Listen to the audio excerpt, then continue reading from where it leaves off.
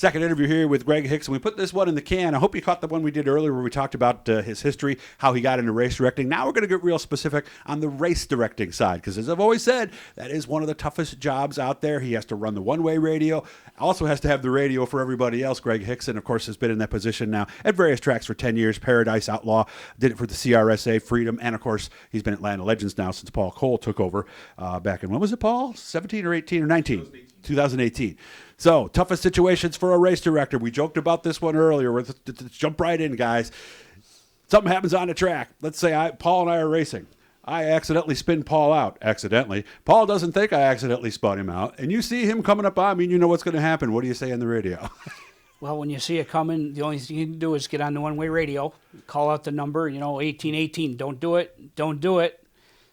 Typically, they do it. Yeah, I think it's about 90%, right? Yeah. So that's kind of all you can do there. You got to yell at them on the one-way radio and hope that they do the right thing. And now what's the penalty? I shouldn't say most of the time they don't, because I would say really? half and half, I would say. Okay. So Paul just did it to me. What do you do now? Then we have to figure out, we have to talk about that later. Oh, okay. So you don't necessarily have a written in stone, he did it, therefore he goes to the back or he goes to the pits or something? Usually they do it on the way to the pits. And then it gets tough. And we put a couple people on probation this past year because of it. Mm-hmm. And quite honestly, I believe that that's something that we probably should be a little tougher on. Okay. A little tougher on it. Okay. Got a flat, go through the pits, going way too fast, tossing stones, stuff like that. What do we do then? Well, a lot of times, if I'll say Tommy Curtis is our pit steward, he'll yell up and say, hey, you got to yell at number 34, come through the pits way too fast. If he comes back out into the track, when I can talk to him, because I don't ever talk to anybody under green. The only time when they're under green, the only time I say anything is if we go yellow or red.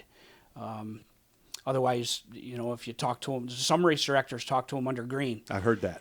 And my opinion is on that, if you're talking to them under green, they're so intent on what they're doing, you might call yellow, yellow, yellow, or red, red, red, and it's just another noise for them, right? So I don't ever say anything unless it's yellow or red. Mm-hmm. But if, let's say they're coming out and we're throwing the white flag and number 34 went through the pits too fast, I yell at them. I get after them, tell them next time we're going to do something about it. So okay. Somebody jumps the start. We'll call off the start and warn them. And if they do it again, then I put them to the rear. Rear, not one row, because I know depending on the track, sometimes it's different rules. Because you've seen that at tracks too, where they, all right, go back a row on the start. Yep. Okay. Rough riding. There's not a yellow, but you've seen me coming up through this. This time it's going to be me, Paul. It's going to be bad. I'm using 8 tires to turn, and I just got Paul, and he was the 4th guy I got in the last 3 laps. I haven't really done anything wrong. I haven't caused a caution. What do you do? Well, there you go. That's one of the toughest ones right there, because our sport is a contact sport. No matter what anybody says, I don't care who you are, Matt Shepard, Alan Johnson, Matt Guerrieri, Mark Minutlo.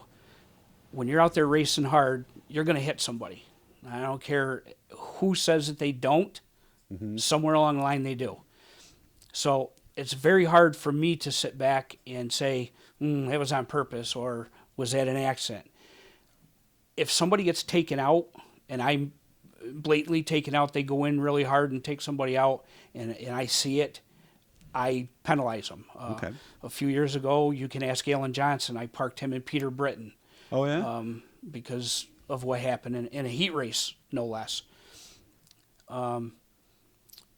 It's hard. Yeah. It's very hard. Sometimes I'm watching 2 guys banging over here, and then out the corner of my eye, I see somebody get around sideways. So, but I don't really know who did it. I can surmise it's a car behind them, but you gotta be sure. Mm-hmm. You just have to be sure. Well, let's say that the flagger sees something that you don't. What happens in a situation like that? You're watching turn 3 and something happens in turn 1. Right? Do you ask what happened? I do, and I have to take their word for it. They're my officials. 34 spun him, and so you got to take it over, right? And I'll be honest with you, there's been times where my son Scott. He's a flagger there at Canandaigua, and he has seen something, but I was looking right at it, and I saw it differently, and I've overrode him. Now, I'm not saying that I'm right, but at the end of the night, it's going to be me that has to argue with the driver about it. So, yeah, because a lot of times they're going to ask who made that call. It's a perfect example. 10 people could be looking at the same situation, and there could be 10 different opinions on what happened. And then you watch the video, and there's an 11th different opinion. And that's something Paul and I do a lot. We'll get together on Monday. You know, if somebody complained about this or that, we'll go look at video, and it's helped us a lot. That's one advantage that we've got with his Land of Legends TV.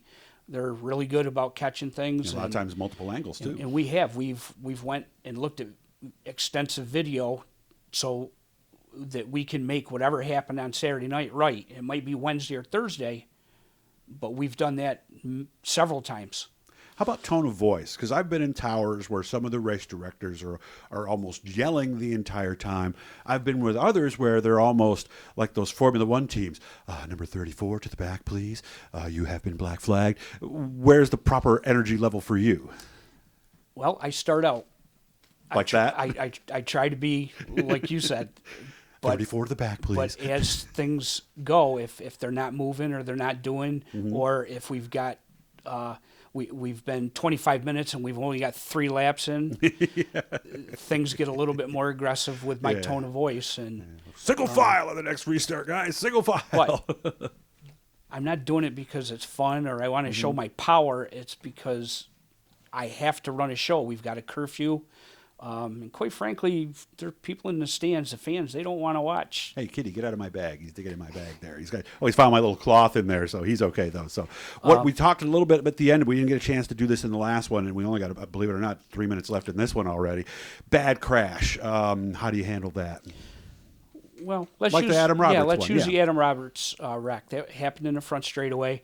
And the second it started, I knew that it was going to be bad. And I was calling red, red, red before it even came out. Before he even really started flipping. And just to let them know, right? Because in the back, you don't know. Exactly. And at least the drivers, when they hear red, red, red, they know something's going on. And the only thing that I can hope for as a race director is these guys are listening and doing what they're supposed to do. And that's get out of the gas. Yeah. Yeah, but not get on the brakes. It's tough to know what to do. You've been in those situations. You see a big crash coming in front of you. You can't just slam on the brakes because now there's going to be a second crash. And I'll be honest with you, there's been a couple times I can think of one situation with a 305 Sprint this year.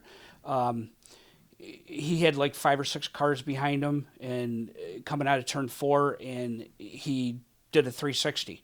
Never stopped. Yeah, I remember this one. He was actually leading. And I called yellow. So he has to go to the back, right? But I did it because I thought he was going to get clobbered. Now, he didn't.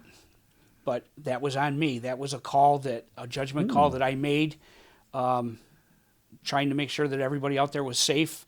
And he never said anything after the race, but I would have had to deal with that at the end of the night and say, I'm sorry, that's a call I made. I made it because I'm looking out for everybody's safety. Yeah. So it's a tough gig. It is. And then the Adam Roberts deal, of course, when that happens, we ended up with 2 cars on fire. I know. Unbelievable. And all the drivers did exactly what they were asked to do, stay away from the situation. There were other cars involved.